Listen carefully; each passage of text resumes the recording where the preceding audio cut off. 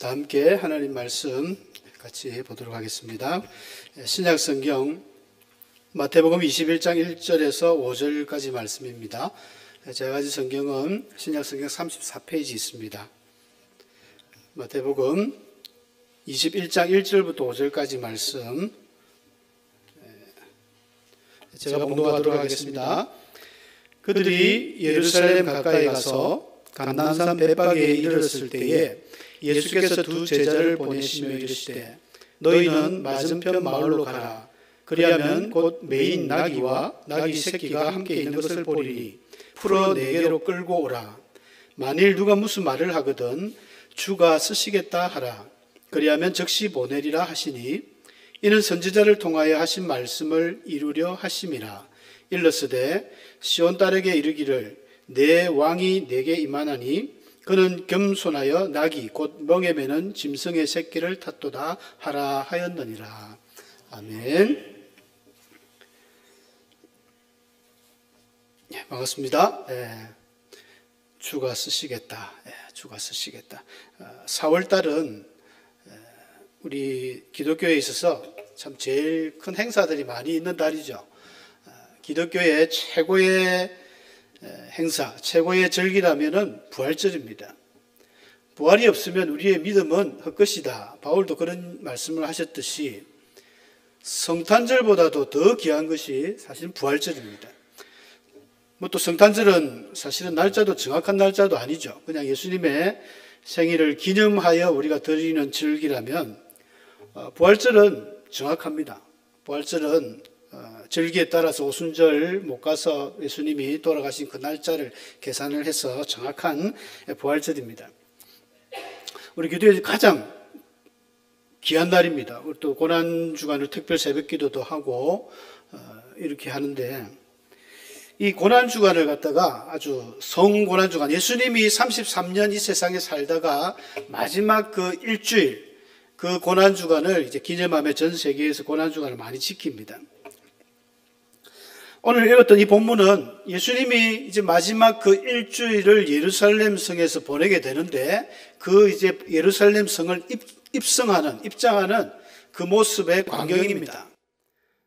마지막 이제 한 금요일 날 돌아가시니까 이제 여기 이제 일요일 이제 나귀 새끼를 타고 들어가면서 호산나 다윗의 자손이 하면서 많은 사람들의 축하를 받고 그다음에 한 일주일 정도 있다가 금요일 날 이제 십자가에서 돌아가십니다. 그 기간의 어떤 말씀입니다. 그래서 목사님이 지금 2주를 다음 주에도 또 오예배 때 가신다고 하셔서 이 2주 연결해서 무슨 말씀을 전할까 고민하다가 또 절기 때도 다가오고 해서 21장 말씀으로 오늘 5절까지 하고 다음 주에는 6절부터 11절까지 하면 되겠다 이렇게 생각해서 잡았습니다. 예수님께서 뜬금없이 제자들에게 이제 예루살렘 그냥 들어가시면 됩니다. 오늘 성경을 보면 예수님이 예루살렘을 한 3번 정도 들어가셨어요. 이번에 이제 이번에는 들어가면 이제 돌아가시는 때고, 그전에는 몇 번 왔다 갔다 했습니다. 고향은 그 베들레헴이지만 나사렛이라는 동네에서 자랐지 않습니까? 그래서 예수님은 나사렛 예수라는 그런 별명이 있습니다. 우리 기도할 때도 나사렛 예수 이름으로 명하노니 뭐 이런 말 말씀하시잖아요.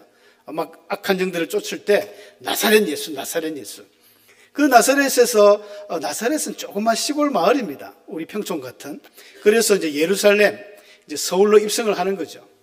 입성하는데, 나귀를 구해오라는 거예요, 제자들에게. 나귀.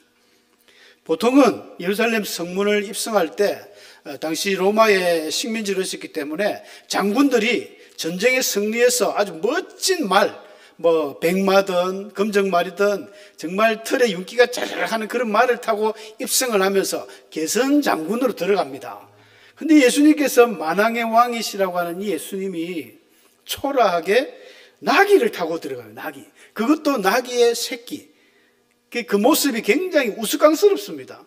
성화를 많이 그려놨는데 어른인 예수님이 비록 예수님이 좀 이사야서 53장 말씀을 보면은 초라하고 볼품없고 아주 자랑할 만 없고 흠모할 것 없는 그런 몸이라서 좀 몸도 왜소하고 작았으리라고 봅니다. 그래도 어른인데 낙이 새끼 타니까 다리가 아마 바닥에 데일 듯 말 듯한 그런 뒤뚱뒤뚱 우스꽝스러운 모습으로 예루살렘 성을 입성하는 겁니다. 참 우스꽝스럽죠.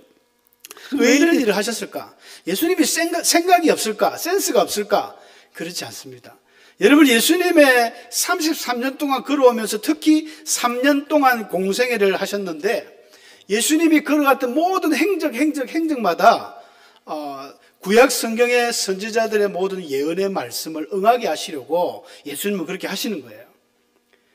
예수님이라고 뭐 말 타고 들어가고 싶지 않았겠습니까? 근데 성경에 우리 본문에다 읽었지 않습니까? 4절 5절에는 보면 나옵니다. 선지자를 통하여 하신 말씀을 이루려 하심이라. 그래서 나귀를 구해서 그 나귀 새끼를 타고 갑니다. 스가랴서 14장 4절에 보니까 예수님이 이제 메시아가 오실 때, 재림할 때 이런 이야기들이 자세하게 예언이 되어 있는데요. 14장 4절 말씀에 보면 그래 놨습니다. 그 날에 그의 발이 예루살렘 앞 곧 동쪽 감람산에 서실 것이요.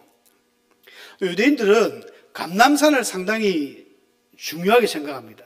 감람산은 뭐 따로 어떤 산에 이름이 있는 게 아니라 감람나무가 많이 열리는 산이 감람산입니다. 그 예루살렘 동편에 감람산이 있다 그래요. 이 감람나무는 우리가 잘 아는 대로 올리브 나무입니다. 올리브를 따는 그 감람나무가 많은 그 산이 감람산인데 이곳에서 예수님이 이제 마지막 이 일주일 사역을 시작하는 스타트를 끊는 거예요. 그 예수님이 딱 나귀 타고 스가랴서 9장 9절에도 그는 겸손하니 나귀 곧 멍에 매는 짐승의 새끼를 탔도다. 이런 말씀들을 응하게 하시면서 딱 오늘 시작하는 거예요. 오늘 아까 읽었던 1절에도 보면 감람산 벳바게에 이르렀을 때에 이런 말이 나오죠. 이 감람산 근처에 벳바게라는 동네가 있는 것 같습니다. 우리가 잘 알고 있는 죽은 나사로를 4일 만에 살렸던 그 동네는 베다니라는 동네죠. 베다니, 슬픔의 집이라는 뜻인데, 그러니까 베다니와 벳바게가 근처에 다 있습니다. 그런데 이 베다니는 우리가 잘 아는 대로 그쪽에는 나사로도 있고 또 마리아도 있고 예수님이 제법 인맥이 있는 동네예요. 그러면 우리 생각에는 예수님이 베다니 들어가가지고 야, 내 나귀 하나만 빌려줘, 아니면 말 한 필 빌려줘 하고 갈 수 있는데 2절에 보면 예수님이 그렇게 말씀하셨습니다. 제자들에게 너희는 맞은편 마을로 가라. 맞은편으로 가라. 아무 인맥도 없고 아무것도 없어요. 저 맞은편으로 한번 가봐라. 그냥 가보라는 거예요. 이상합니다. 가면 나귀를 구해올 건데 예수님이 하신 말씀이 곧 너희들이 가면은 묶여있는 나귀와 나귀 새끼가 함께 있는 것을 볼 것이다. 그거 그냥 풀어서 내기로 오라는 거예요. 이 말씀만 생각하면 예수님 완전 강도죠, 강도. 도둑입니다. 아무개 저 집에 갔더니 말이 묶여 있어요. 아니면 나귀가 묶여 있어요. 그거 풀고 오는 거예요. 그렇게 하면 안 되잖아요. 혹시 누가 주인이 당신들 뭐 하는 사람이요? 물으면 주가 쓰시겠다 하라. 이 말만 해라는 거예요. 그러면 줄 거다. 야, 신기합니다. 도대체 하나님 말씀이 우리 도무지 상식으로는 이해 안 되는 이 본문의 말씀입니다. 그런데 우리 여기서 알아야 될 것은 예수님은 다 알고 계신다. 예수님의 어떤 신적 예지 능력, 예수님은 앉아서도 모든 걸 보시는 분이에요. 그는 하나님으로서 모든 걸 아시는 분입니다. 그러니까 맞은편에 가면 나귀가 있을 것도 알고 그 사람이 만약에 뭐라 하면 주가 쓰시겠다 하면 그 준다는 것도 다 아시는 거예요. 우리 성경에 보니까 그 성전에 들어가는데 유대인들은 1년에 한 번 그 예루살렘 성전을 꼭 방문을 합니다. 그 예배를 드리기 위해서 가는데 들어갈 때마다 그냥 못 들어가고 그 앞에 이제 성전을 맡은 그 관리인들이 성전세를 받습니다. 한 세겔씩 받아요. 반세겔. 한 세겔이 아니고 성인 남자 기준으로 반세겔을 무조건 받는데 예수님이 들어가려고 하는데 돈이 없잖아요, 예수님이. 그래서 제자들을 딱 잡아가지고 그 사람들이 돈 내고 들어가시오. 우리는 반세겔, 이 반세겔이 1년 동안 세겔인데 그 회비를 받아서 뭐 성전도 보수하고 뭐 회당도 고치고 이렇게 합니다. 그러니까 예수님하고 제자들이 들어가려고 하는데 돈이 없는 거예요. 참 난처하죠. 그때 예수님이 베드로에게 뜬금없는 성경으로 낚시라는 말이 나옵니다. 낚시. 야, 베드로야, 저 가가지고 갈릴리 바다 가서 낚시를 해서 첫 번째 잡히는 고기의 입을 열면 그게 뭐가 있다고요? 한 세겔이 있다는 거예요. 한 세겔. 이 세겔은 화폐 가치가 틀리지만 당시에 노동자 한 4일 정도 품삯이 됩니다. 그러면 작은 돈은 아니에요. 그 반세겔이니까 그 반세겔을 1인당 내는 거죠. 1년세입니다. 1년세. 그러니까 신기해요. 예수님이 이거 어떻게 알았을까? 낚시를 해서 잡히는 고기를 입을 여니까 세겔이 한 개 들어있더라. 일반 상식으로 이해가 되십니까? 이거는 상식으로 이해 안 되는 겁니다. 예수님만이 아시는 신적 능력이죠. 나다나엘이라는 사람이 요한복음 1장에 보면 예수님께 찾아옵니다. 나다나엘하고, 이 나다나엘은 예수님의 12제자 중에 바돌로메라라고 이야기합니다, 보통. 나다나엘이 앞에 이름이고, 나다나엘, 바돌로메 나다나엘. 이 바가 아들이란 뜻이기 때문에 바돌로메, 돌로메의 아들 나다나엘. 그렇게 보는데 이 나다나엘이 빌립하고 친구였어요. 그래서 빌립이 자기 동네 친구에게 야, 여보게, 내가 그 주님을 만났다. 메시아를 만났다. 같이 한번 가보자 했을 때 나다나엘이 야, 나사렛에서 무슨 선한 게 나겠느냐 하고 비아냥했던 인물이거든요. 예수님한테 갔어요. 예수님 딱 보자마자 이스라엘에 참 이만한 진짜 이스라엘 사람이다. 저 속에는 거짓이 없다. 간사한 것이 없다. 이런 칭찬을 하니까 나다나엘이 깜짝 놀랐습니다. 아니, 당신이 나를 언제 봤다고 그렇게 압니까? 그때 예수님이 하신 말씀이 뭡니까? 네가 무화과 나무 아래 있을 때 내가 보았다. 이게 무슨 의미일까요? 여러분, 전통적으로 유대인들은 이 무화과가 잎이 무성하고, 우리 교회도 화장실 가는데 무화과 있지만 항상 잎이 무성하고 큰 무화과 나무들은 그 밑에 그늘이 있습니다. 그러니까 유대인들이 그 시원한 그늘 밑에서 율법을 공부하고 또 명상을 하고 기도를 합니다. 그래서 경건한 유대인들은 항상 그 무화과 나무 밑에서 기도하고 예수님 메시아의 오심에 대해서 항상 소망을 하며 기다렸던 그런 부류의 사람들이 있거든요. 예수님이 보자마자 네가 무화과 나무 아래에 있다는 것을 내가 보았다는 거예요. 예수님이 언제 보았을까요? 그거는 우리 눈으로 봤다는 의미보다는 예수님이 영으로 본 거예요. 영으로. 영의 눈으로 내가 너를 보았다. 네가 그렇게 진실한 삶을, 경건한 삶을 계속 살아가는 걸 내가 안다. 이 신적인 안다는 그 단어가 있어요. 오이다라는 헬라어는 그냥 척 보면 아는 거예요. 반면에 우리가 경험적으로 안다 이런 걸 기노스코로 하는데, 부부간에 우리가 결혼을 해서 오래 살다 보니까 남편의 아내의 모든 습관, 말투, 그 성격을 다 알잖아요. 그런 걸 우리가 어떻게 합니까? 체험을 통해서 알죠. 그 체험을 통해서 아는 게 헬라어는 기노스코라는 말을 씁니다. 근데 예수님은 오이다. 그냥 보면 아는 거예요. 척 보면. 하나님이시니까. 여러분, 이 말이 위로가 되지 않습니까? 우리 하나님은 우리의 모든 형편사정을 다 알고 있습니다. 다 아시는 거예요. 누가 좀 힘들다. 하나님, 내가 너무 힘들어요. 너무 죽겠어요. 자녀들 때문에. 아니면 경제적으로. 하나님, 내가 지금 닥쳐있는 이 문제 때문에 너무 힘들어요. 하나님이 다 알고 있습니다. 모르지 않습니다. 그렇기 때문에 우리가 복 받는 비결은요, 아주 간단합니다. 오늘 낮 시간에도 목사님께서 말씀해 주셨지만, 이 평안을 받기 위해서는 하나님을 품을 잡아야죠. 신명기 28장은 대표적인 우리가 축복장으로 알려져 있지 않습니까?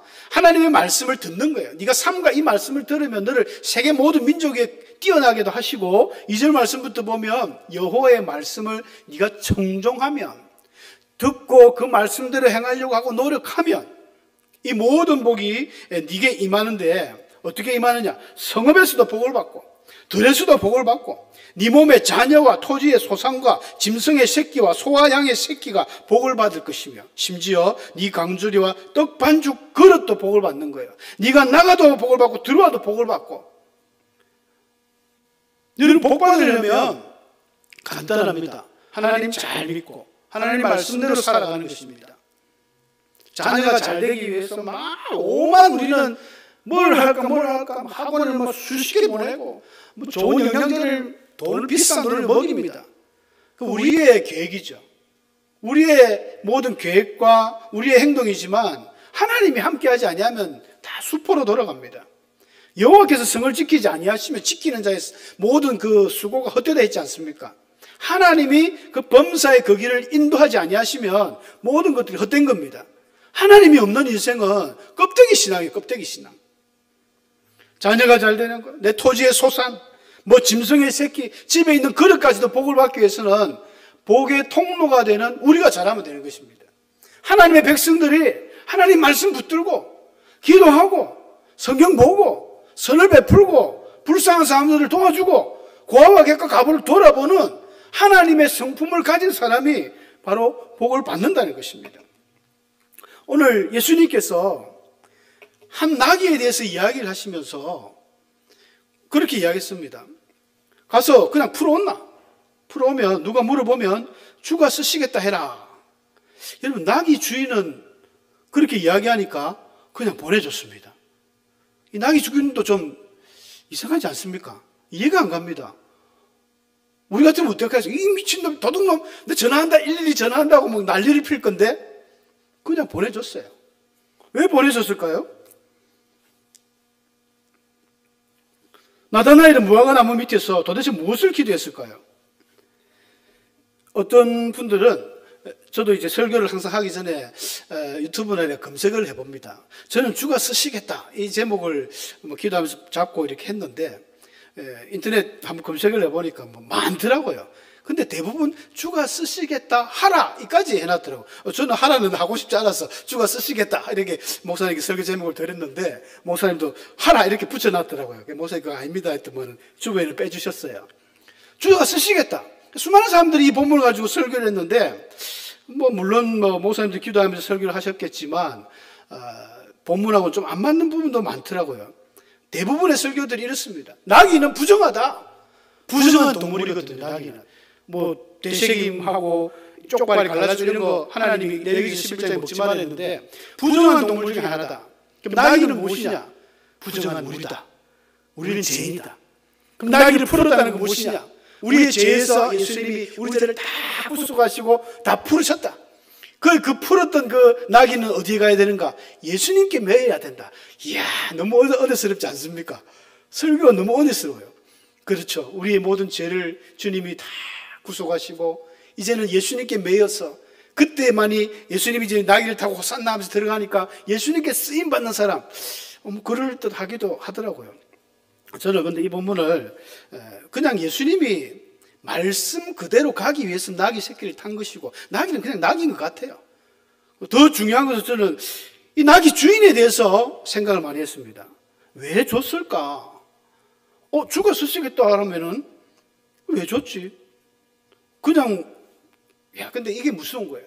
주가 쓰시겠다 하니까 드렸다는 말은 그 나귀 주인이 뭔가를 기다리고 있었다는 거죠. 유대인 사회에서는 메시아에 대한 그 사상이 강합니다. 메시아가 항상 오기를 기다리고 있어요. 메시아에 대한 사상. 그래서 예수님 오실 때도 여러분들 시몬 할아버지, 그 나이가 많고 또 안나 여선지자 같은 경우도 예수님이 처음에 이 이름 적고 할례를 행할 때 성전에서 만나지 않습니까? 그러면서 하나님 드디어 내가 이 메시아를 만나는군요 하면서 축복하는 이런 내용들이 나옵니다. 메시아 대망에 대한 이런 갈급함이 있어요. 나귀 주인도 그랬지 않았을까? 나귀 주인도 하나님께서 언젠간 나를 부르신다면 자기를 부른 것도 아니잖아. 나귀 달라는데 나귀 드리지요. 이런 마음이 아니었을까 저는 그렇게 봅니다. 성경에서도 아마 그런 의미를 가지고 있습니다. 예수님이 그거 아시는 거예요. 저 사람한테 가면 주가 쓰시겠다 하면 저 사람은 줄 거야 분명히. 여러분 사르밧 가부가 우리 엘리야 선지자가 갔잖아요. 자기 자유로 간 거 아니거든요. 하나님이 보냈습니다. 3년 반 동안이나 북이스라엘에 가뭄이 들었을 때 물이 다 말랐습니다. 시내가 다 말랐습니다. 먹을 게 없어요. 물이 많으니까 농사가 안 되니까 쌀도 없고 그때 밀을 먹는 밀이 없었습니다. 수많은 사람들이 죽게 되고 안 그러면 고향을 떠나서 저 멀리 이주를 하게 되는데 요단 강물 그 조그만 강물 옆에서 숨어서 막 묵고 지내다가 이제 물도 떨어지고 까마귀가 갖다 주는 것도 한계가 있지. 그러니까 하나님이 엘리야에게 너 사르밧 시돈에 있는 그 가부가 한 사람이 있으니까 너 그걸로 가봐라. 사르밧은 이방 땅이거든요. 근데도 가라 하니까 엘리야 갔습니다. 가니까 그 여인도 아니나 다를까 가뭄이 왔으니까 막 먹을 게 없어요. 밀가루가 없어가지고 진짜 한 움큼 남아가지고 마지막으로 그거 빵 해가지고 자기 아들하고 먹으면 끝나는 마지막 그때 가가지고 엘리야가 뜬금없이 그거로 나를 만들어 달라는 거예요. 우리 같으면 야, 내 물 것도 없는데 하면서 야, 이게 무슨 네가 사람을 그렇게 뭘로 보고 나를 뭘로 보고 한번 싸울 만한데, 여인이 자기도 배가 고프지만 대접을 했단 말이죠. 왜 그랬을까요? 사르밧 과부가, 저는 그렇게 생각합니다. 하나님이 보냈다는 것은 그 여인이 된 거예요. 믿음의 준비가 되어 있는 거죠. 그래서 예수님도 칭찬하셨습니다. 엘리야 가뭄 시대에 굶어 죽은 사람이 한두 명이냐? 그런데 구원받은 딱 한 사람 과부, 이스라엘 땅, 유대 땅에는 과부가 없느냐? 그런데 사르밧 과부 한 사람만 구원받았다는 거예요. 왜? 구원받을 만한 믿음이 있었거든요. 나다나엘이 무화과 나무 밑에서 무엇을 기도했을까요? 정말 의인으로서 내가 어떻게 살아갈까? 경건한 그 삶에 대해서 수없이 자기는 기도하고 그렇게 했을 것입니다. 이스라엘에 보기보다 이런 믿음의 경건한 인물들이 많습니다. 가버나움의 백부장도 그랬잖아요. 유대인들이 칭찬할 정도로 이분은 너무 경건한 사람입니다. 고넬료도 마찬가지죠. 가이사랴의 고넬료도 이방인이었지만 칭찬받는 인물이었습니다. 곳곳에 보이지 않는 곳이지만 하나님의 정말 보석 같은 인물들이 숨어져 있는 거예요. 그 인물들이 여러분들이 되시길 축원합니다. 주님이 보실 때 너 김집사 집으로 가라. 너 박장로 집에 가라. 그럼 해결될 거라. 갔어. 할 말 없다. 주가 쓰시겠다 해라. 그럼 줄 거야. 웬만한 믿음 없는 사람이 얘가 지금 무슨 소리 하는 거야 하면서 막 밖으로 차버릴 텐데, 메시아를 기다리며 경건하게 자기 관리를 했던 이런 많은 사람들이 있습니다. 여러분들 대한민국 위기지 않습니까? 여러분 회사는 어떻습니까? 여러분 가정은 어떻습니까? 참 많은 사람들이 이야기합니다. 이제 끝장이다. 우리 교회의 끝장이다. 비전이 없다. 나라도 마찬가지다. 그렇지 않습니다. 아직까지 바르게 무릎 꿇지 않은 7천인이 있다고 하나님 용기를 주신 것처럼 대한민국에 많은 기도의 사람들이 있습니다. 망하지 않습니다. 우리 교회 망하지 않습니다. 우리 대한민국, 우리 밀양 망하지 않습니다. 근데 북이스라엘 뿐 아니라 남유대까지 하나님 앞에 망한 걸 보면, 우리 역사서, 구약 역사서를 살펴보면 하나님이 그렇게 이야기하셨습니다. 예레미야 선지자를 통해서 너희는 예루살렘 거리로 빨리 다니며 그 넓은 거리에서 찾아보고 알라. 너희가 만일 정의를 행하며 진리를 구하는 자를 한 사람이라도 찾아오면, 한 사람, 두 사람도 아닙니다. 한 사람만 찾아오면 내가 이 성을 사해 주겠다. 용서해 주겠다. 남유대가 왜 망했습니까? 의인 한 명이 없었던 거예요. 대한민국에는 이런 의인들이 저는 아직 많다고 생각합니다. 사랑하는 성도 여러분, 주님이 오늘 밤 오셔서 제구가, 또 미경아, 진영아, 주가 쓰시겠다. 네 자녀 내가 좀 쓰겠다. 그럼 여러분 주시겠습니까? 야, 너 은행에 꽁꽁 숨겨놓은 그 돈 내가 잠시 빌려주고 나중에 몇 배로 갚아줄 테니까 좀 쓰겠다. 이거 안 됩니다. 이건 안 됩니다. 하나님, 이건 안 됩니다. 이건 얼마나 중요한 건데 안 됩니다. 이게 우리의 신앙입니다. 심지어 너 생명도 내게 달라. 여러분 드리겠습니까? 쉬운 질문이 아니죠. 굉장히 힘든 질문입니다. 그러나 하나님께서 마구잡이로 때리지 않습니다. 그 믿음의 그릇이 되는 자들에게. 사르밧 과부도 마찬가지입니다. 저는 그래서 존경합니다. 나다나엘도 마찬가지입니다. 이런 믿음이 되는 사람, 아나니아 삽비라 같은 사람은 어땠습니까? 재물에 그 욕심이 많아가지고 발발발 뜹니다. 누가 그러더라고요. 재물이라는 거는 모래 같아가지고 움켜쥐면 움켜질수록 다 흘러버리는 거예요. 근데 손을 펴고 드리면 드릴수록 쌓인다는 거예요. 하나님 앞에 드리면 드릴수록, 선을 베푸면 베풀수록 손을 핀 자에게 하나님이 부어주시는 겁니다. 꽉 짊어지면 다 쏟아버리면 없어집니다. 재물을 쫓아갔던 발람 선지자처럼 아나니아와 삽비라는 그 자리에서 죽었지 않습니까? 우리는 어떤 인생을 살아가야 되겠습니까? 주가 쓰시겠다 할 때에 주님, 부족하지만 제가 주님께 드리겠습니다. 이런 믿음의 고백을 하는 우리 모든 충성된 신실한 주의 성도들 되시길 축원합니다.